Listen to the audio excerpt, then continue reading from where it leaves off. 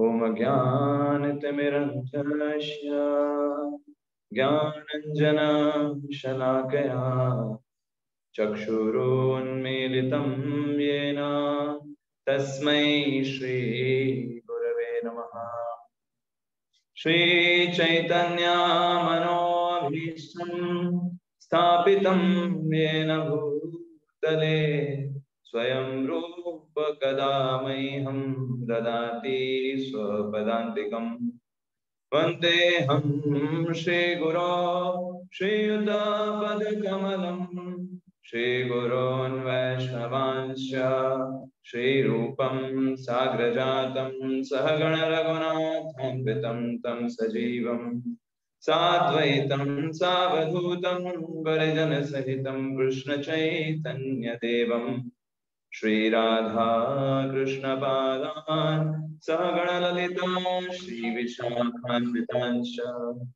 हे कृष्ण करुणा सिंधो दीनबंधो जगत्पते गोपेश गोपिका कांत राधा कांत नमस्ते।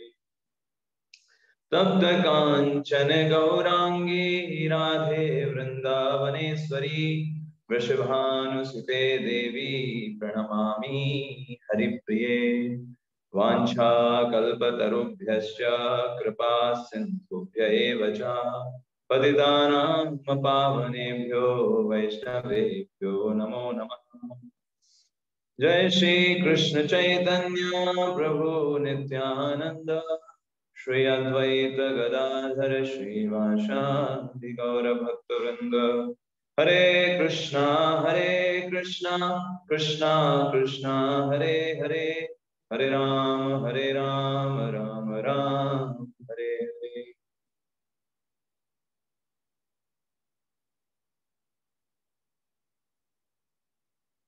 हरे कृष्ण। आप सभी का स्वागत है आज के सत्र में।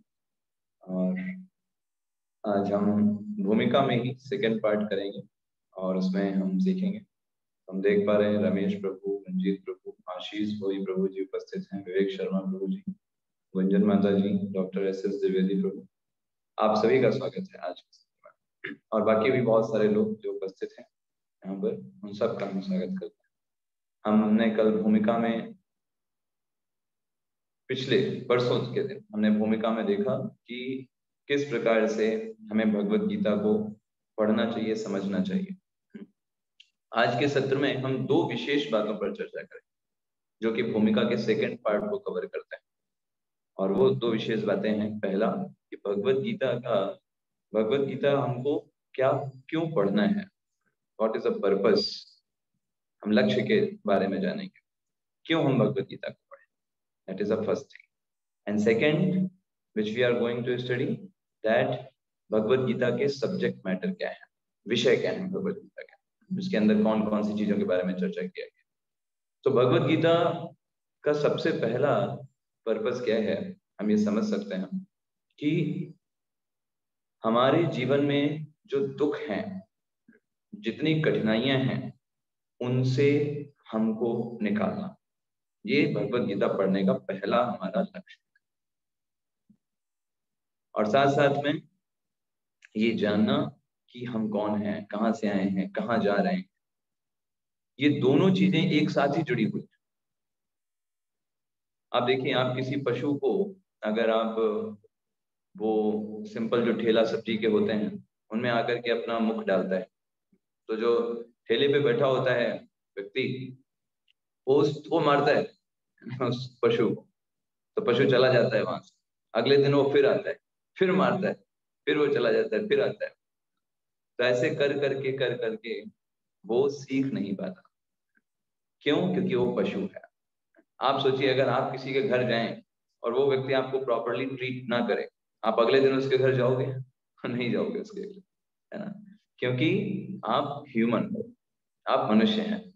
मनुष्य के पास हायर इंटेलिजेंस होती है, वो पशुओं की तरह नहीं व्यवहार करेगा, तो उच्च उसके अंदर क्षमता होती है समझने की चीजों को। ऐसे ही आपको एक और उदाहरण दें, अगर मान लीजिए कि एक आपने कसाई घर में देखे होंगे, कई सारी बकरियां होती हैं, वो बंधी रहती हैं और बहुत मजे से घास खाती रहती हैं, बहुत मजे से। उनको बस घास देते रहिए, वो आराम से खाती रही। वो देखती रहती हैं कि हमसे पहले जो बकरी घास खा रही थी, बड़े मजे से वो भी कट गई, उसको काट डाला गया, लेकिन वो इससे बेपरवाह अपना अच्छे से कहती है हमको तो घास मिल रही है ना, खाते रहो खाते रहो। आप सोचिए अगर उस बकरी की जगह पर हम लोग बंधे हों और हमको घास की जगह आइसक्रीम है ना और दुनिया के ये जो बड़े बड़े सुख हैं हमको प्रदान किए जा रहे हैं, और आप ये देख रहे हैं कि भाई हमसे पहले जो ये बंदा जो आइसक्रीम खा रहा था, है ना, तो देन आपको आपको समझ में आएगा कि वो तो चला गया, हमसे पहले वो यही कर रहा था, बट अब क्या है, वो नहीं कर रहा है, अभी उसको काल के द्वारा ले जाया गया। तो आप क्या वहां पे बंधे रह पाओगे? क्या आप वहां पर स्थित रह पाओगे, बड़े मजे से खाते रहोगे आइसक्रीम? आप नहीं कर पाओगे। क्यों? क्योंकि आप ह्यूमन हो, आपके पास हायर इंटेलिजेंस, आप पशु नहीं आप। तो ये चीज आपको अलग बनाती है। पर्पस भगवत गीता का क्या है समझने का, कि हम ये समझें कि हमें इस दुखों से कैसे निकलना है।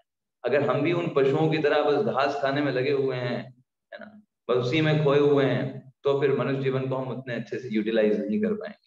अदरवाइज हमें मनुष्य नहीं बोला जा सकता, हमें मनुष्य बिल्कुल भी नहीं बोला जा सकता। कौन सी चीज हमको बनाती है मनुष्य, आज हम उसके बारे में चर्चा करेंगे, और बहुत ही इंपॉर्टेंट है। देखिए जितना चीजें बेसिक होती हैं हम बेसिक में ही मात खाते हैं, बड़ी बड़ी चीजें हम बहुत सीख लेते हैं। भगवान ने इसलिए भगवत गीता में पहले अर्जुन को बेसिक्स ही सिखाए। हमको ये बेसिक्स को नजरअंदाज नहीं करना चाहिए, ये बहुत इंपॉर्टेंट है। तो what is difference between animals and humans? हमें मनुष्य और पशुओं में अंतर क्या है? देखिए पशु भी तो खाते ही हैं, हम भी कुछ ना कुछ खा ही रहे हैं, कुछ ना कुछ तो खाते ही हैं, जो मिलता है जो बनता है। पशु भी सोते हैं, हम भी सो जाते हैं, ठीक है। पशु भी हैं, वो प्रजनन करते हैं, बच्चों की उत्पत्ति करते हैं, हम भी प्रजनन करते हैं और बच्चों की उत्पत्ति करते हैं। What is difference? पशु भी हैं, वो अपनी रक्षा करते हैं, उनके पास ऐसे ऐसे भयानक भयानक दांत होते हैं, ऐसे भयानक भयानक उनके पास नाखून होते हैं जिनसे वो अपनी रक्षा कर लेते हैं। हम भी अपनी रक्षा करते हैं, दूसरे लोगों से बचाव करते हैं अपना। तो महाभारत में बताते हैं कि ये चारों चीजें जो हैं वो हम में और पशुओं में समान है। आहार निद्रा भयमैथुनं च सामान्य एतद् पशुभिर्नराणाम्। आहार निद्रा भय मैथुन, ये चारों वो भी कर रहे हैं, हम भी कर रहे हैं। डिफरेंस क्या है? अगर हम सिर्फ इन्हीं चीजों में अपने आप को बहुत बड़ा मानते हैं कि हम ये चार चीजें बहुत अच्छे तरीके से कर रहे हैं, है ना, तो ये तो पशु भी कर ही रहे हैं ना किसी न किसी तरीके से। तो ये चीज आपको मनुष्य नहीं बनाती, तो आप पशु ही हैं। बस शर्ट पैंट पहन लिया है आपने, शू बूट लगा दिया, टाई पहन लगा लेते हैं, बट अंदर से पशु ही है। तो क्या चीज, अगर आप देखिए, अगर आप अपना कंपेयर करिए पशुओं के साथ, तो पशु हमसे अच्छा कर रहे हैं ये सारी चीजें। जैसे देखिए अगर आप बाज से देखिए, बाज जो होता है वो बहुत दूर तक देख सकता है, उसके पास टेलीस्कोपिक आई होती है, कहाँ पे कौन सा मुर्दा है ना। गिद्ध जो होता है कहाँ पे मुर्दा है बहुत दूर से देख सकता है, अपनी ईटिंग खाने के लिए। उसके पास इतनी भयंकर आंखें होती हैं, हमारे पास आंखें नहीं होती, हम उतना दूर तक नहीं देख सकते। घोड़े को देखिए, अगर आपकी और घोड़े की रेस लगाई जाए कौन जीतेगा? घोड़ा जीत जाएगा, बहुत तेज दौड़ लेता है। ऐसे ही अगर आप आपकी और कुत्ते की सूंघने की लगाई जाए कंपटीशन, तो क्यों इतने बड़े बड़े ऑफिसर्स पुलिस ऑफिसर कुत्ते को साथ में रखते हैं? क्योंकि वो नहीं सूंघ सकते, वो नहीं पकड़ पाएंगे, कुत्ता पकड़ लेगा, उसके पास ज्यादा अच्छा है, उस चीज में महारत उसके पास है। ऐसे ही हाथी, वो जितना 40 टन खाना एक साथ खा सकता है ना? आप 1 किलो 2 किलो खा करके फिर सो जाते हो, है ना। हमारे इतना हम परेशान हो जाते हैं, थक जाते हैं खाने के बाद। भालू, पोलर बियर 6 महीने तक कंटिन्यूसली सो सकता है, बिना कुछ खाए पिए, बिना कुछ खाए पिए 6 महीने तक कंटिन्यूसली सो लेता है, आप नहीं सो पाओगे। ऐसे ही कोयल, बहुत मीठी आवाज होती है उसकी, हमारी उतनी मीठी आवाज नहीं होती। इवन ऐसे हम बहुत सारे उदाहरण दे सकते हैं। अगर हम पशुओं से सिर्फ आहार निद्रा भय मैथुन में कंपेयर करेंगे ना, पशु हमसे बहुत आगे है ना। आहार खाने में अगर हाथी से कंपेयर करें, हमारा कोई स्थान है? कहीं नहीं है, हम पहले ही नंबर में बाहर हो जाएंगे कॉम्पिटिशन से। निद्रा सोने में अगर पोलर बियर से कंपेयर करें, हमारा कोई स्थान है? 6 महीने तक सोता है हमारा, अगर हम 12 घंटे सोएंगे तो कमर में दर्द चालू हो जाएगा, है ना। ऐसे आहार निद्रा भय, अपनी रक्षा करने में, आपको खड़ा कर दिया जाए और एक शेर को खड़ा कर दिया जाए, कौन अपनी अच्छे से रक्षा कर सकता है? शेर को देख के लोग भाग जाएंगे, है ना, आपको देख करके कोई नहीं भागेगा, है ना। शेर अपनी रक्षा बहुत अच्छे से कर सकता है आपकी अपेक्षा। और मैथुन, एक मच्छर जो है एक साथ कितने कितने मच्छरों की उत्पत्ति कर सकते हैं। एक कुत्ता जो है एक साल में दर्जनों अपने जैसे अपने बच्चों की उत्पत्ति कर सकता है। आप कितने कर सकते हैं? आप मुश्किल से 1 2 3 कर सकते हैं जुड़वे हुए। तो कुत्ते एक साथ दर्जन बच्चों की उत्पत्ति कर सकते हैं, मच्छर हजारों की उत्पत्ति एक साथ कर सकते हैं। तो उनमें अगर आप आहार, निद्रा, भय और मैथुन में कंपेयर करेंगे ना, बहुत आगे हैं पशु, आपसे बहुत आगे हैं, आप फेल हो जाएंगे उसमें। तो फिर आप सोचने वाली बात है, फिर हम हैं किस चीज में आगे? क्या हम पशुओं से भी नीचे हैं क्या? देखिए कितने प्रकार के पशु हैं, ये सब अलग अलग शरीर दिए जाते हैं, प्रकृति के द्वारा व्यवस्था बनाई गई है ना। तो एनिमल्स, कोई बोल सकता है नहीं प्रभु जी हमारे पास इंटेलिजेंस है, हमारे पास बुद्धि है, हमारे पास रैशनलाइजेशन है, हम ये समझ सकते हैं कैसे कैसे चीजों को अच्छे करना है। नहीं भाई साहब, आपके पास जो इंटेलिजेंस और रैशनलाइजेशन की पावर है वो पशुओं के पास नहीं है। अगर आप एक बिल्ली को देखिए, बिल्ली को जब दूध पीना होता है ना, किचन में आकर के वो कितना दिमाग लगाती है। वो जानती है कि कब ये जो है माता जी जो है किचन से बाहर जाएंगी, और जैसे आप किचन से बाहर गई तुरंत इतने दबे पैरों से वो जाती है। उसको सब पता होता है कहाँ दूध किस बर्तन में रखा है, किस ढक्कन को हटाना है, कैसे दूध पीना है और कैसे भागना है, उसको बहुत अच्छे से पता होता है। ये उसके पास क्या बुद्धि नहीं है? बिना बुद्धि के कर रही है क्या? नहीं, ये भी बुद्धि के साथ है, इसके साथ इसके लिए बुद्धि की जरूरत होती है। ऐसे नहीं हो रहा है। तो एनिमल्स के पास भी बुद्धि है, विवेक है, ऐसी बात नहीं है कि उनके पास बुद्धि और विवेक नहीं है। फिर दूसरा कोई व्यक्ति बोल सकता है नहीं प्रभु जी ठीक है एनिमल्स, लेकिन हमारे पास देखिए हमने कितना एडवांसमेंट कर लिया है, बड़ी बड़ी बिल्डिंग्स बना ली हैं, विज्ञान ने कितनी प्रगति कर ली है, मल्टीनेशनल हॉस्पिटल बन गए हैं, बड़े बड़े सारी चीजें, पार्क, घूमने की जगह, कसिनो, और इतना सुंदर सुंदर शहर बना दिए हैं हमने मटेरियल एडवांसमेंट करके। अच्छा, तो आप ये बताओ, ये जो इतना एडवांसमेंट आपने किया है, कर क्या रहे हो इसका? इन सब के माध्यम से तुम क्या कर रहे हो? चलो तुमने 5 स्टार होटल का निर्माण किया, बड़े बढ़िया तुमने हाउसेस बना दिए, बड़े बड़े घर बना दिए, घर के अंदर कर क्या रहे हो? घर के अंदर वही कार्य कर रहे हो जो पशु कर रहे हैं, उसको अच्छा करने का प्रयास कर रहे हो, बस और कुछ नहीं। है ना? घर के अंदर लग्जरियस हाउस में आप सोच सकते हो नहीं हम लग्जरी हाउस में बहुत अच्छे से सोएंगे, सो तो वही रहे हो, सोने के बाद किसको पता है कि रोड पे सो रहा है कि कमरे के अंदर सो रहा है? काम तो वही सब कुछ कर रहे हो, आहार, निद्रा, भय, मैथुन में ही लगे हुए हो, बस उसको अच्छे तरीके से करने का प्रयास कर रहे हो, और उसमें सोचते हो कि तुम पशुओं से बेहतर हो गए। तो ये मूर्खता है।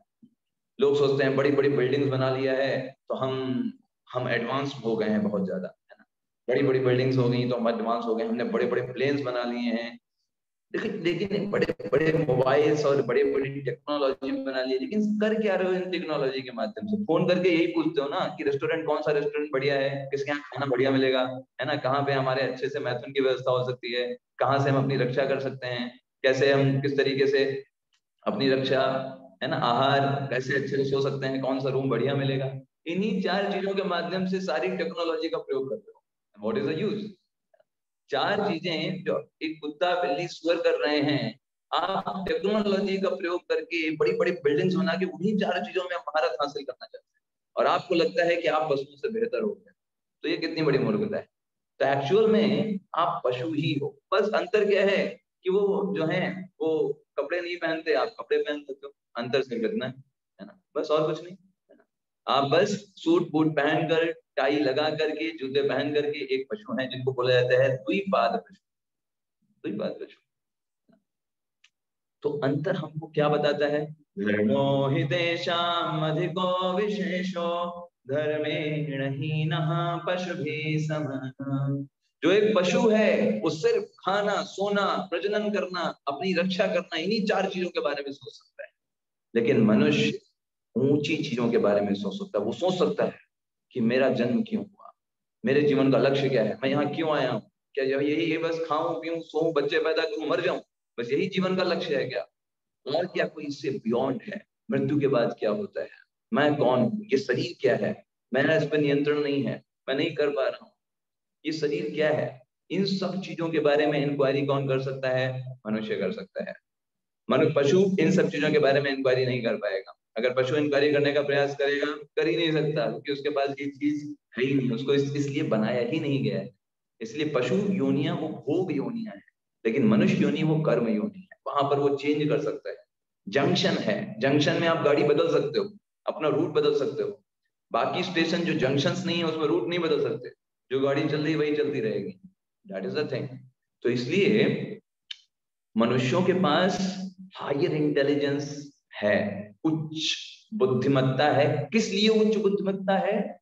इन 4 चीजों को समझने के लिए।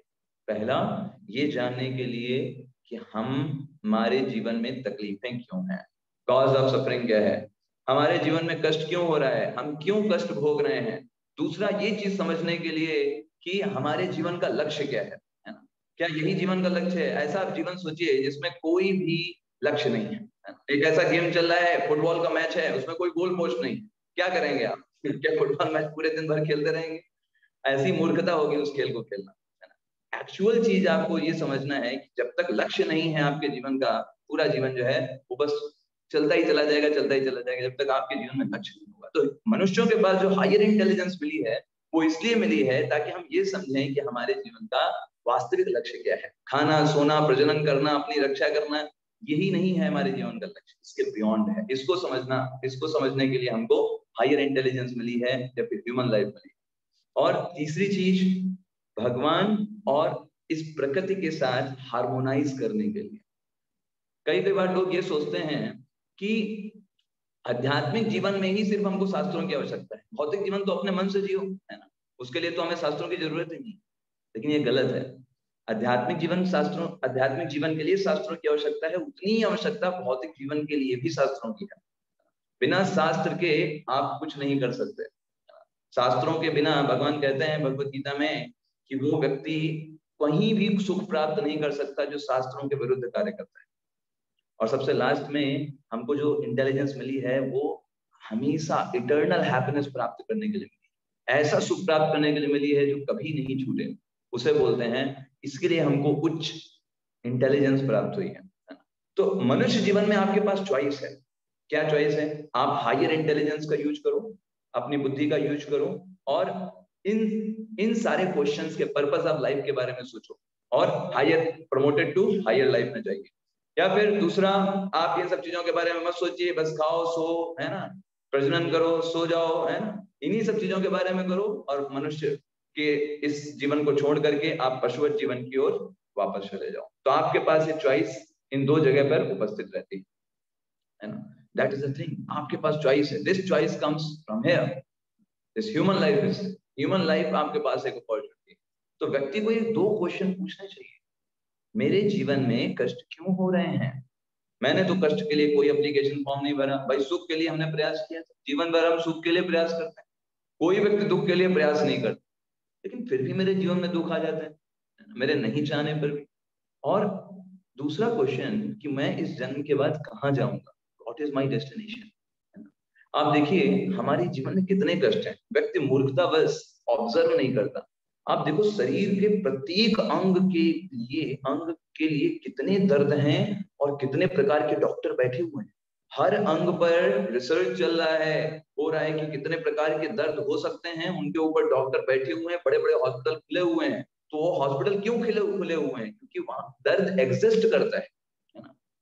हमारी त्वचा के लिए अलग डॉक्टर हैं, नाक के लिए अलग डॉक्टर हैं, कान के लिए अलग डॉक्टर हैं, दांत के लिए अलग डॉक्टर हैं, हृदय के लिए अलग डॉक्टर हैं, ब्रेन के लिए अलग डॉक्टर हैं। तो ये सब डॉक्टर हैं, इसका मतलब क्या है? पेन है इसलिए डॉक्टर है। अगर लोगों को दर्द नहीं होता तो वो क्यों डॉक्टर होते वहां पर? That mean this world is full of misery. ये वर्ल्ड जो जगत है वो दुख से भरा हुआ है। और ये व्यक्ति को ये दुख से क्यों भरा हुआ है? ताकि ये इंक्वायरी करे व्यक्ति।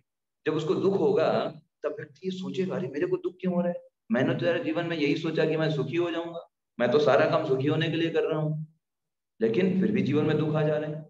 तो वो सोचेगा, जब सोचेगा तब अपनी हायर इंटेलिजेंस का यूज करेगा और भगवान की तरफ बढ़ेगा। दैट इज द थिंग, है ना। So why I am suffering, ये सोचना चाहिए। आजकल अगर आप किसी व्यक्ति से पूछो कि भैया आपके जीवन में समस्याएं क्या हैं, तो व्यक्ति क्या बोलता है? कहेगा अरे जॉब नहीं अच्छी है, जॉब है ही नहीं, है ना, है ना, या फिर मेरे पास फैमिली प्रॉब्लम है, धन नहीं है ना, मैं सुंदर नहीं हूँ, यही सब प्रॉब्लम बताएगा अपने जीवन में। लेकिन क्या ये वास्तविक समस्याएं हैं? नो। वाई? क्योंकि मान लो ये व्यक्ति कोई बोले कि मेरे पास जॉब नहीं, लेकिन बहुत सारे लोगों के पास जॉब है। कोई बोल सकता है मेरे पास पैसे नहीं, लेकिन बहुत सारे लोगों के पास पैसे हैं। तो असली समस्या किसको बोलते हैं? जब वो सबको हो, उसको पता भी ना हो, और कोई उसको अवॉइड भी ना कर पाए। जब ये तीन चीजें होती हैं तब माना जाता है कि असली समस्या है। सबको हो, कोई चाहता भी ना हो, और कोई अवॉइड भी ना कर पाए। जब ये तीन पैरामीटर्स पे खरे उतरते हैं तब माना जाएगा कि हाँ भाई अब असली समस्या है। आपको इसको माना जाएगा कि असली समस्या, दैट इज अ थिंग। आप अगर थोड़ा ये कौन सी चीजें जो इन तीन पैरामीटर खरे उतरते हैं, तो आप पाओगे समस्याएं ऐसी हैं जिसके बारे में भगवान भगवत गीता के 13वें अध्याय के 8वें श्लोक में बोलते हैं, जन्म मृत्यु जरा व्याधि दुख दोषानुदर्शनम। भगवान कहते हैं इस संसार में उसी व्यक्ति को मानना चाहिए कि मैं ज्ञान में स्थित हूँ, जो व्यक्ति इन चार चीजों को वास्तविक समस्याओं के रूप में देख पाए। बाकी लोग तो छोटी मोटी चीजों में ही लटके हुए हैं, वो सोचते हैं ये बड़ी समस्या है, वो बड़ी समस्या है। लेकिन ये जो चार समस्याएं हैं ये वास्तव में असली समस्याएं हैं। इसमें से पहली समस्या है जन्म लेना। 9 महीने तक व्यक्ति जो है वो गर्भ के अंदर उल्टा लटका रहता है, धनुष के आकार में मुड़ा रहता है ना, और कैसे एक संकुचित जगह में वो स्टैब्लिश रहता है। ओल्ड एज, बुढ़ापा, कोई ना कोई रोग हो जाना और मृत्यु हो जाना, ये चार समस्याएं वास्तव में असली समस्याएं। भगवान इसके बारे में बताते हैं भगवत गीता के 13वें अध्याय। भगवान कहते हैं दोषान दर्शनम, इन चारों को असली समस्याओं के रूप में देखना चाहिए। जो नहीं देखता है वो अज्ञान में जिएगा। ये हमारी असली समस्या है। सोचिए कि इतनी बड़ी समस्याएं हैं कि सारे साइंस, सारा विज्ञान, है ना, सारा इंस्टीट्यूट, बड़े बड़े अमेरिका, न्यूजीलैंड, कनाडा, बड़े बड़े देश जो स्वयं को बहुत सो कॉल्ड विकसित बोलते हैं, उन लोगों के पास भी कोई सोल्यूशन नहीं है ना, नो सोल्यूशन। कोई ऐसी दवाई नहीं बना सकता कि बुढ़ापा ना आए, कोई ऐसी दवाई नहीं बना सकता कि डिजीज ना हो, कोई ऐसी दवाई नहीं बना सकता कि कोई ऐसी दवाई नहीं बना सकता जिस जो व्यक्ति है जो 9 में वो इस तरीके से संकुचित रहता है तरीके से बच पाए ना। वो उसको पेन झेलने ही पड़ते हैं, चाहे मुकेश अंबानी ही क्यों ना हो, चाहे वो टाटा बिरला ही क्यों ना हो, उन सबको ये चार समस्याएं, उससे फर्क नहीं पड़ता कि आप क्या है। तो इनको बोलते हैं वास्तविक समस्या। जब गौतम बुद्ध, जब सिद्धार्थ नाम से थे, जब वो उनको इतने महल में रखा गया, उनके पिताजी ने इतने लग्जरीज दी, जब वो बाहर निकले अपने सारथी के साथ, तो उन्होंने देखा एक व्यक्ति था, उसका शरीर जो था एकदम बूढ़ा हो गया था। सिद्धार्थ ने बोला ऐसे व्यक्ति को कभी देखा नहीं हमने, ये क्या है? तो उसने, सारथी ने बोला ये बूढ़ा व्यक्ति है। बूढ़ा व्यक्ति है, ये क्या होता है, ये कैसे होता है? तो सारथी ने बोला ये तो सबको होना है। अच्छा, बूढ़ा सबको होना है? हाँ। अच्छा। फिर दूसरे व्यक्ति देखा, एक व्यक्ति बहुत खांस रहा था, बहुत तेज से, है ना, उसको बहुत खांसी आ रही थी। ये क्या है? इसको रोग हो गया है। ये कैसे होता है? ये तो बॉडी है, कभी रोग हो जाता है इसमें, है ना। तो ये सबको होता है? हाँ, कभी ना कभी तो होता ही है, रोगी व्यक्ति हो जाता है जब शरीर साथ नहीं देता है। तो तीसरा देखा, एक व्यक्ति जो था, 4 लोग उसको लेकर के जा रहे थे। हाँ, सिद्धार्थ ने पूछा ये क्या है, ये 4 लोग, इसको क्या हुआ है इसको जो ऐसे लेकर के जा रहे हैं? सारथी ने बोला ये मृत्यु है। मृत्यु मतलब? मृत्यु मतलब एक समय के लिए हमको एक शरीर मिलता है, जब वो शरीर हमसे छीन लिया जाता है, हम दूसरी जगह चले जाते हैं, वो मृत्यु कहलाती है। सिद्धार्थ ने बोला ये अब तुमने जो बताया है, मुझे तुरंत यहाँ से ले चलो महल की तरफ। मुझे इस जगत में, ऐसे जगत के लिए नहीं जहाँ इतने कष्ट हैं, और इन कष्टों के बीच में मुझे इससे निकलने का मार्ग खोजना है। कौन वो मूर्ख व्यक्ति होगा जो इन सारे कष्टों को देखते हुए भी ये इस जगत से निकलने के बारे में नहीं सोचेगा? तो सिद्धार्थ तुरंत महल गए और तुरंत उन्होंने ये डिसीजन लिया कि मेरा कार्य है कि इस प्रकार के इन समस्त दुखों के निवारण के लिए कार्य करना। और फिर उन्होंने, हम जानते हैं, उन्होंने संतों से पता किया और फिर बोधिसत्व को प्राप्त किया। तो the main thing is that कि हमें ये समझना है कि हमें उस बकरी की तरह घास खाते ही नहीं रहना है, घास खाने में ही खुशी नहीं खोजना है। हमें उसको समझना है कैसे ये हमारे लिए इम्पोर्टेंट। आप देखिए बर्थ कितनी बड़ी समस्या है। Just see this video.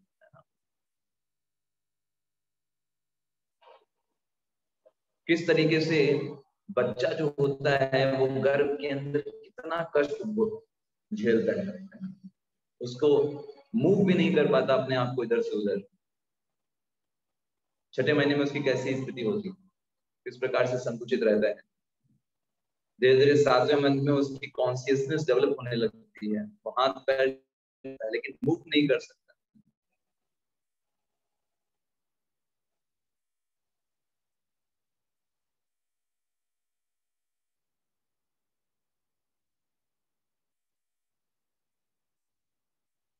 माता जो कुछ खाती है उसका प्रभाव बच्चे पर पड़ता है। अगर माता तीखा खाएगी, खट्टा खाएगी, तो उसका उससे उसकी त्वचा जलती है। साथ साथ में बहुत सारे कीड़े भी रहते हैं पेट में, है ना, तो वो भी उसको उसकी नरम नरम त्वचा को कष्ट पहुंचाते हैं। बहुत दर्द होता है उसको, और इसीलिए वो बहुत ही ज्यादा पेन को महसूस करता है। बार बार वो कीड़े उसको काटते हैं, खाते हैं, और फिर धीरे धीरे करके वो जो है आगे बढ़ता है और फिर इस संसार में आता है।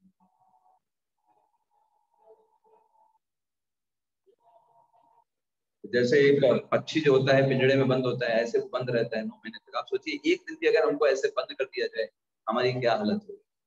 बट हम सभी यहाँ ऐसे गुजरे हैं, इन सब चीजों से गुजरे हैं।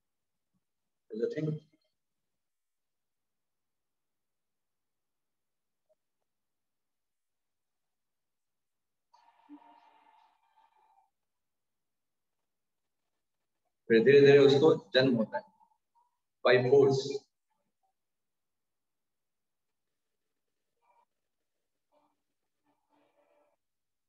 That is a birth. Yes, कितना पेनफुल रहता है प्रोसेस। ऐसी ओल्ड एज, है ना, लोग अपनी युवावस्था में खूब सेल्फी लेंगे, है ना, वो अपनी फोटो खिंचाते हैं हंसते हुए। उनको भी पता है ना, रुकने वाला है नहीं, थोड़े दिनों के बाद वो सब निकल जाएगा, इसीलिए वो फोटो खिंचाते हैं। वरना फोटो खिंचाने की क्या जरूरत है। उनको पता है मैं बाद में अपने पोतों को दिखाऊंगा, देखो मैं कितना खूबसूरत था, है ना, अभी तो कुछ रहा नहीं, दांत सारे बाहर आ गए, है ना, ये बताएंगे बाद में। इसलिए लोग फोटो खिंचाते हैं अपनी युवावस्था में, और वो जानते हैं कि ये हमेशा रहने वाला नहीं है। बाद में वही दोनों लोग जो बहुत बहुत सुंदर दिखते थे, बाद में वो बहुत बदसूरत दिखने लगता है। तो बुढ़ापा किस तरीके से व्यक्ति को कमजोर बना देता है, कमजोर बना देता है। ऐसे ही लोग अपने बूढ़े से अपने आप को बूढ़ा नहीं दिखना चाहते हैं, कितने प्रकार के कॉस्मेटिक, कितने प्रकार के, है ना, पार्लर्स का प्रयोग करते हैं। पूरा कॉस्मेटिक इंडस्ट्री क्यों चल रहा है? बस लोग बूढ़े दिख,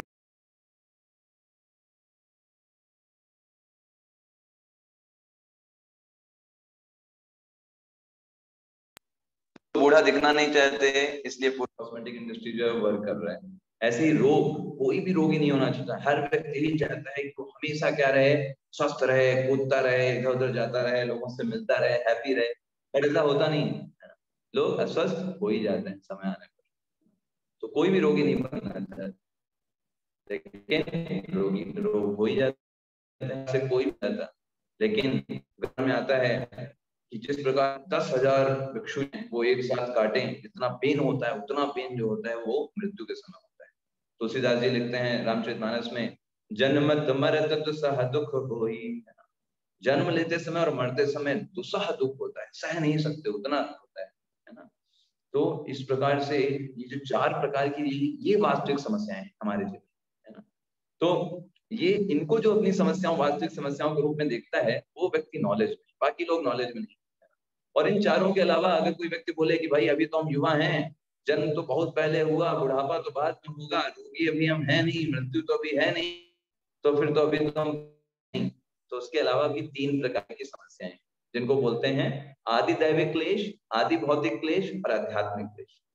आदि दैविक क्लेश मतलब जो देवताओं के द्वारा दिए जाते हैं, उनको आदि दैविक क्लेश बोलते हैं।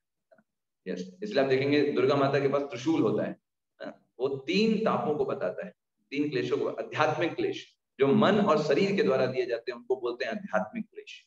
फिर आदि भौतिक क्लेश जो दूसरे लोगों के द्वारा हमको दिए जाते हैं। किसी मच्छर ने काट लिया, किसी व्यक्ति ने आपको बुरा बोल दिया, आपको अपमानित कर दिया, है ना, बम विस्फोट हो गया कहीं पर, वहां पर लोग मारे गए, तो ये आदि भौतिक क्लेश है, दूसरे लोगों के द्वारा दिए गए क्लेश। और तीसरा आदि दैविक क्लेश, दूसरे लोगों ने भी नहीं दिया, स्वयं के शरीर ने भी नहीं दिया, हायर अथॉरिटीज के द्वारा, है ना। जैसे सुनामी आ गई, सूखा पड़ गया, बाढ़ आ गई, तो किसी व्यक्ति ने नहीं किया, ये देवताओं के द्वारा या हायर अथॉरिटीज के द्वारा दिए गए क्लेश आदि दैविक क्लेश के अंतर्गत आते हैं। ये आध्यात्मिक क्लेश है। ये आध्यात्मिक क्लेश हैं, ये सारे जितने भी हम देखते हैं ये सब आध्यात्मिक क्लेश के अंतर्गत आते हैं। तो व्यक्ति खुद परेशान, खुद का माइंड उसको परेशान करता है, स्ट्रेस, तनाव, ये सब उसके अंदर आएगा। ये सब किसके अंदर आएगा? आध्यात्मिक क्लेश के अंतर्गत। That is the thing. तो हमने देखा आध्यात्मिक भौतिक क्लेश ये हो गया, और ये आदि दैविक क्लेश, इतने प्रकार के। तो कितना भी हम मटेरियल साइंस में एडवांसमेंट कर लें, बड़े बड़े हॉस्पिटल बनवा लें, कुछ भी कर लें, इन सब चीजों से क्या हम बच सकते हैं? नहीं, नहीं बच सकते। इनके पास कोई भी सोल्यूशन नहीं है। जितना भी बड़ा वैज्ञानिक, चिकित्सा, ये सब हमको अस्थायी समाधान देते हैं, स्थायी समाधान नहीं देते, अस्थायी समाधान देते हैं। थोड़े समय तक के लिए हमको वो मदद कर सकते हैं, लेकिन हमेशा के लिए हमको इन जन्म मृत्यु जरा व्याधि के चक्र से निकाल दें, ये उनके लिए संभव नहीं है। That is the thing. तो इस तरीके से सिर्फ देखिए, जो मटेरियल साइंस है ये सब हमको सिर्फ छोटे समय के लिए सॉल्यूशन देते हैं। जैसे बाल सफेद हो गए तो साइंस क्या बोलेगा, हमारे चेहरे पर रिंकल्स आ गए हैं, ठीक है फेस लिफ्ट करा लो। हमारे बैक पेन हो रहा है, ठीक है पेन किलर्स खा लो। लेकिन क्या पेन किलर खाने से बैक पेन ठीक हो जाएगा? नहीं, वो तो बस थोड़े समय तक के लिए हमें मुक्ति देगा। That is the thing. तो सांस नहीं ले पा रहे हैं, ठीक है ऑक्सीजन ट्यूब लगा लो, ठीक है तो ऑक्सीजन ट्यूब से कितना समय तक समाधान होगा? That is the thing. वो थोड़े समय तक के लिए हमें मिलता है। तो साइंस और टेक्नोलॉजी, प्रौद्योगिकी और विज्ञान बुढ़ापे को नहीं रोक सकते, रोगों को नहीं रोक सकते हमको, है ना, और मृत्यु से भी हमारी रक्षा नहीं कर सकते। Now the next question is, हमको जाना कहाँ है इस जीवन के बाद? मृत्यु हो जाएगी तो हम जाएंगे कहाँ? कितना इंपॉर्टेंट क्वेश्चन है। सोचिए, सबको मृत्यु होना है, लेकिन कोई भी व्यक्ति ये नहीं जानना चाहता, या ये अपने उस डेस्टिनेशन को सिक्योर नहीं करना चाहता। भौतिक जगत में बस लोग क्या सोचते हैं, हम ये शरीर है, हाँ, रासायनिक तत्व हुए ये शरीर है, यही वो सोचते हैं अपने आप को। वो अपने आप को सोचते हैं कि हम बस ये केमिकल के बंडल हैं और कुछ नहीं, बस नथिंग। जब मृत्यु हो जाएगी तो सब कुछ खत्म हो जाएगा। लेकिन आध्यात्मिक पॉइंट क्या होता है? आध्यात्मिक पॉइंट में हम सब मानते हैं कि हम सब आत्मा है, और अभी हम इस शरीर में बंधे हुए हैं। नाउ वो अभी हम इस शरीर में बंधे हुए, और जब मृत्यु हो जाएगी तो कुछ ऐसा नहीं है। वो तो बस एक, जैसे आज आपने ये कपड़े पहने हैं, कल आप दूसरे कपड़े पहनोगे, तो उसमें क्या प्रॉब्लम? तो सिंपल सी बात है। ऐसी मृत्यु भी है, वो एक शरीर को छोड़ के दूसरा शरीर ग्रहण करना है। ये आध्यात्मिक पॉइंट, ये आध्यात्मिकता है। तो अध्यात्म को सोल्यूशन देती है, वो भौतिक सोल्यूशन की तरह नहीं होता। आध्यात्मिकता आपको क्या सोल्यूशन दे रही है कि भाई आप ये समझो कि आप आत्मा हैं, और आपको भगवान के धाम जाना है, जहां पर ये जन्म मृत्यु जरा व्याधि कुछ नहीं। और जब उस धाम में आप जाएंगे, आप इन समस्त चारों प्रकार की चीजों से मुक्त हो सकते हैं, क्योंकि आप ये शरीर नहीं हो। जन्म मृत्यु जरा व्याधि कहाँ पे हो रही है? शरीर में या आत्मा में? शरीर में हो रही है, और आप शरीर नहीं हो। और इसलिए जब आप इस शरीर को छोड़ करके आध्यात्मिक जगत में जाएंगे, तब आप इन समस्त चीजों से मुक्त हो सकते हो। That is the thing. जैसे आप देखिए, ये व्यक्ति पहले साइकिल चला रहा है, मोटरसाइकिल चला रहा है, कार चला रहा है, एरोप्लेन चला रहा है, ठीक ही जैसे अपने वाहन को बदला है, ऐसे ही मृत्यु के समय हम अपने शरीरों को बदलते हैं। शरीर हमारे लिए एक वाहन की तरह है। भगवान भगवत गीता में बोलते हैं, यंत्रारूढ़ानि मायया। भगवान बोलते हैं जिस प्रकार से एक व्यक्ति यंत्रों का प्रयोग करता है, ऐसे ही आत्मा शरीर का प्रयोग करती है। और अगला शरीर हमको किस आधार पर मिलता है? वो मिलता है हमारे डिजायर्स के आधार पर। हमने कैसे डिजायर्स को कल्टीवेट किया है, जैसी इच्छाएं हमारे हृदय में बनी रहेंगी, उसके आधार पर हमको अगला शरीर मिल जाएगा। यस। मृत्यु के अंत समय में भौतिक जगत की शक्ति हैं, दुर्गा जी, वो देखती हैं क्या इसके अंदर इच्छाएं हैं, और जैसी इच्छाएं हमने जीवन भर कल्टीवेट की होती हैं, उस आधार पर हमको दूसरा शरीर दे दिया जाता है। अफकोर्स उसके लिए हमारे कर्म भी देखे जाएंगे। तो कर्म और डिजायर से दो चीजें जो हैं, वो मुख्य रूप से हमारे लिए शरीर का निर्धारण करती है। जैसे शरीर, इस की आत्मा ढूंढ रही है कौन सा शरीर उसके लिए सूटेबल है, जो उसकी इच्छाओं की पूर्ति कर सकता है। जो उसके लिए सूटेबल मिलेगा उस शरीर में वो आत्मा प्रवेश कर जाएगी। तो दो चीजें, इच्छाएं और गुड और बैड कर्मा के आधार पर हमको अगला शरीर प्राप्त होता है। इसीलिए इतनी सारी वैरायटीज हम देखते हैं। जिस प्रकार का हम बीज डालेंगे उसी प्रकार का फल आएगा। अगर आम का बीज डाला तो उससे नींबू नहीं निकलने वाला, नींबू का बीज डाला तो आम नहीं निकलेंगे। जिस प्रकार के कर्मों को आप संसार में रह करके करोगे उस प्रकार का शरीर आप अगले जन्म में पाओगे। कार्मिक प्रिंसिपल यही है। जैसे कुछ कर्म होते हैं आपको उसका फल तुरंत मिल जाता है, उसको बोलते हैं इंस्टेंट कर्म। आपने किसी को झापड़ मारा, तुरंत वो झापड़ मारेगा, तुरंत इंस्टेंट। लेकिन कभी कभी व्यक्ति है वो सिगरेट तंबाकू ये सब खाता है लेकिन उसको तुरंत रिजल्ट नहीं मिलता, उसको रिजल्ट मिलता है 10-20 सालों के बाद, उसको कैंसर हो जाता है। तो उनको बोलते हैं डिलेड कर्म। आपने बीज डाला लेकिन 10 साल के बाद या 5 साल के बाद फल आते हैं। इसका मतलब ये ऐसे कर्म हैं जो कुछ क्षण के बाद आते हैं और कुछ कर्म के फल हमको तुरंत मिल जाते हैं। तो ऐसे ही हमें ह्यूमन फॉर्म ऑफ लाइफ मिली है, मनुष्य जीवन मिला है, तो हमको ये मत्ता के साथ प्रयोग करना है कि हमें इस हायर इंटेलिजेंस का प्रयोग करके एक रिस्पॉन्सिबल लाइफ को जीना है ना। हमें सिर्फ यही पाप पूर्ण कृतियों में नहीं लगे रहना है।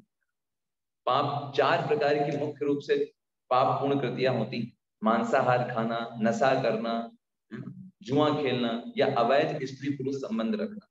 ये 4 प्रकार के महापाप बताए गए। किसी व्यक्ति को अगर अपने आप को पूरी तरीके से बर्बाद करना हो, इन चारों में से किसी एक को वो कर सकता है, उसका पूरी तरीके से वो आध्यात्मिक रूप से बर्बाद हो जाएगा। तो जो भी व्यक्ति आध्यात्मिक रूप से आगे बढ़ना चाहते हैं, प्रगतिशील होना चाहते हैं, इन चारों चीजों को एकदम पॉइजन समझ करके त्याग देना चाहिए। मांसाहार, नशापान, जुआ खेलना या अवैध स्त्री पुरुष संबंध रखना, ये चारों चीजें उसके आध्यात्मिक जीवन के लिए एकदम सुसाइडल है, इतना वो खतरनाक है। और इसके विपरीत में ये 4 चीजें नहीं करना है, लेकिन हमको कई सारी चीजें करना है ना। वो क्या है? ABCD हम जानते हैं। A for association, B for book reading, है ना, C for chanting, D for diet and E for engagement. ये 5 चीजें अगर हम ABCD करेंगे तब हम इस जगत के जन्म मृत्यु के चक्र से निकलते जाएंगे। जितना ये 5 चीजें करेंगे उतना निकलते चले जाएंगे, निकलते चले जाएंगे। और जितना हम 4 पाप करेंगे हम बनते चले जाएंगे। इसलिए भगवान भगवत गीता में बोलते हैं, मामुपेत्य पुनर्जन्म दुःखालयम् अशाश्वतम् नाप्नुवन्ति महात्माना संसिद्धिं परमां गता। कि हे अर्जुन, जो बुद्धिमान व्यक्ति होते हैं वो व्यक्ति इस संसार जो दुखों से भरा हुआ है, इन दुखों से रूपी संसार से निकल करके मेरे परम धाम को प्राप्त करते हैं, अपने आप को सही रूप से एंगेज करके। जिस प्रकार से कोई एक पानी की बूंद आती है वो तो शुद्ध होती है, लेकिन जब वो इस धरा पे आती है तो वो मलिन हो जाती है।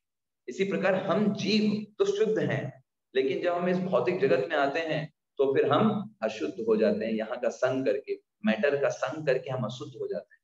तो ये जो 5 प्रक्रियाएं हैं, भक्तों का संग करना, बुक्स को पढ़ना, चैंटिंग करना, अच्छे से प्रसाद लेना और अपने अंदर की क्षमताओं को भगवान की सेवा में प्रस्तुत करने का प्रयास करना, इन 5 प्रक्रियाओं के माध्यम से हमारे अंदर शुद्धता होती है।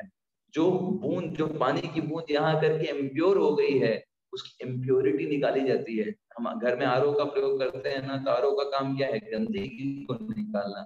तो इन 5 माध्यम से हमारे हृदय में जो मलिनता है, हम भोग करने की जो इच्छा है कि मुझे भोग करना है, वो निकलती है इन 5 के माध्यम से और हम प्योर हो जाते हैं, है ना। That's the thing. और सबसे लास्ट में हम आज जानेंगे कि भगवत गीता के 5 तत्व कौन कौन से हैं। तो हमने पहले भी बताया था, ईश्वर, जीव, काल, कर्म और प्रकृति। ईश्वर के बारे में तो कल हमने जाना ही कि भगवान कौन है, जो सब के कंट्रोलर है। ईश्वरः परमः कृष्णः सच्चिदानंद विग्रह अनादिरादिर गोविंद सर्व कारण कारणम। तो ईश्वर तो मतलब जो सबको नियंत्रित करता है। दूसरे हैं जीव। जीव का मतलब है जो नियंत्रित होता है। ईश्वर और जीव में सिमिलरिटी कैसे है? गुण के आधार पर।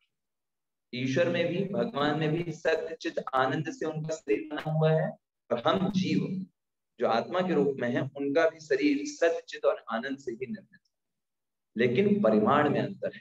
भगवान समुद्र की तरह है और हम एक छोटी बूंद हैं। भगवान सोने की तरह है और हम एक सोने के हैं।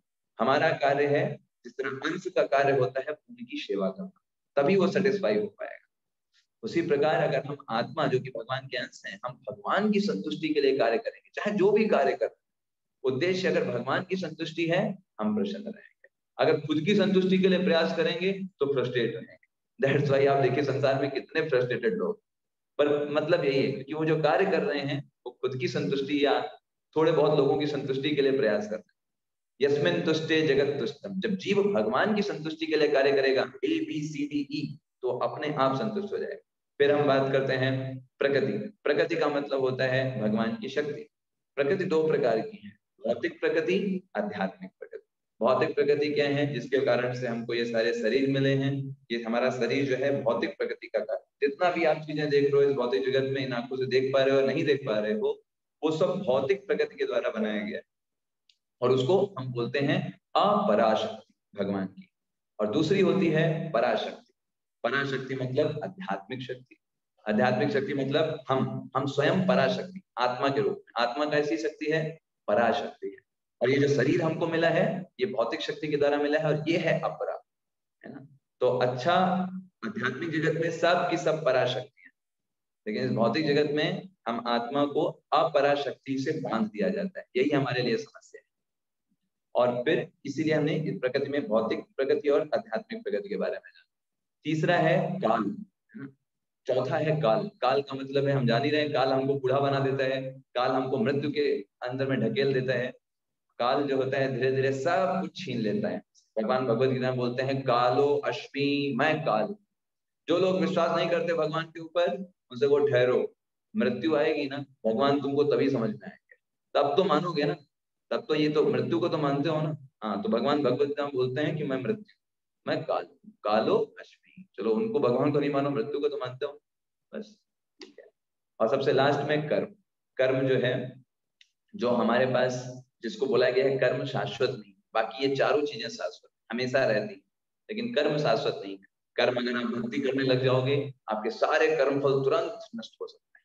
जितना भी आपके पाप पूर्ण कर्म, भगवान भगवत गीता में बोलते हैं ना, सर्व धर्मान् परित्यज्य माम एकम शरणं व्रज अहम त्वां सर्व पापेभ्यो मोक्षयिष्यामि मा शुचः। तो कर्म जो है उसको तुरंत खत्म किया जा सकता है अगर व्यक्ति भगवान की शरण में चला जाए। इसलिए कर्म शाश्वत नहीं है, बाकी सारी चीजें इन चारों तत्वों में जो है वो शाश्वत है। तो अभी हमारा समय पूर्ण होता है यहाँ पर। तो आपको अगला जो होमवर्क रहेगा, कल के लिए जो क्विज रहेगी, वो आपको हम डिस्कशन में शेयर कर देंगे। और साथ साथ में आज की जो इस लेक्चर के ऊपर जो क्विज है वो 9 बजे आपको आपके टेक्स्ट सेक्शन में आपको प्राप्त हो जाएगी, है ना। तो इस तरीके से हम आज के सत्र को यहीं पर विराम देते हैं। आप सभी का बहुत बहुत धन्यवाद। साथ साथ में जिनको कोई भी प्रश्न है, आप डिस्कशन में पूछ सकते हैं। डिस्कशन सेक्शन है, वहां पर पूछ सकते हैं अपने प्रश्नों को, अपने आपको उत्तर दिए जाएंगे। साथ साथ में हम अभी व्हाट्सएप ग्रुप पर एक आपको फॉर्म भी भेज देंगे प्रश्नों के लिए। उनके लिए हम फिर सेपरेट सेक्शन, सेपरेट क्लास ले लेंगे उन प्रश्नों को, और वीडियो फिर आपको शेयर कर देंगे उन प्रश्नों के आंसर के लिए, ठीक है। तो इस तरीके से फिर हम परसों मिलेंगे भगवत गीता की भूमिका के 3rd पार्ट में, और फिर सोमवार से हम भगवत गीता का प्रथम अध्याय प्रारंभ करेंगे, ठीक है। आप सभी को दंडवत प्रणाम। हरे कृष्ण। हरे कृष्ण। हरे कृष्ण। हरे कृष्ण प्रभु जी। हरे कृष्णा प्रभु जी। हरे कृष्ण। हरे कृष्ण प्रभु जी। हरे कृष्ण प्रभु जी। हरे कृष्ण।